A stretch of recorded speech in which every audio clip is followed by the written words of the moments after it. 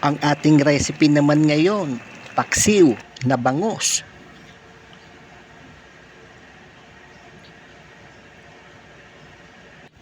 Ito na ang sangkap niyan: bangus, luya, bawang, sibuyas.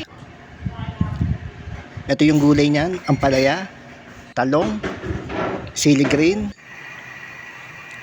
Ang unang gagawin natin, pagsamasamahin lang natin itong bawang, tapos luya,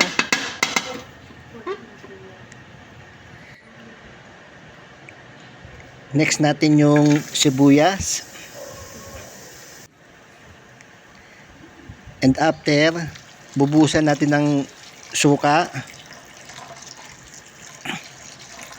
Uunahin natin pakuluan to bago ilagay yung bangus para maluto yung suka dito.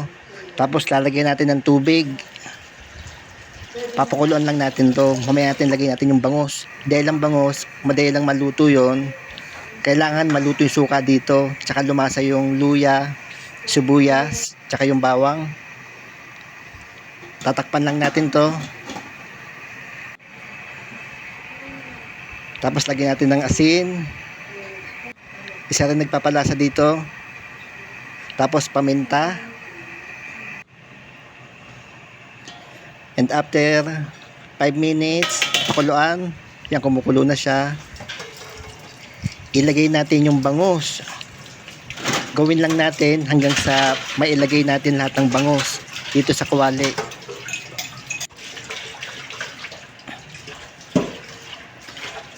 And after, next natin yung gulay, yung ampalaya. Gawin lang natin hanggang sa mailagay natin lahat ng ampalaya.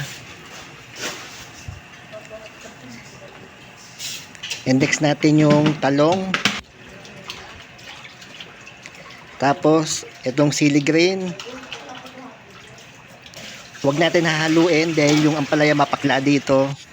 Antayin natin kumulo. Silipin natin, hindi pa siya kumukulo, kaya wag natin hahaluin dahil mapakla yung ampalaya dito. Yan, kumukulo na siya. Pwede nating haluin. Ilubog natin yung gulay para maluto. Dahil yung bangus dito sensitive, baka magka durog-durog. Yung gulay lang lulubog natin dito para medyo maluto.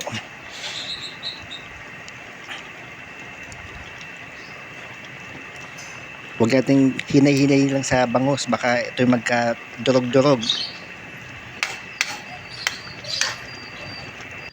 Gawin lang natin hanggang sa unti-unti itong maluto. Yan na ang ating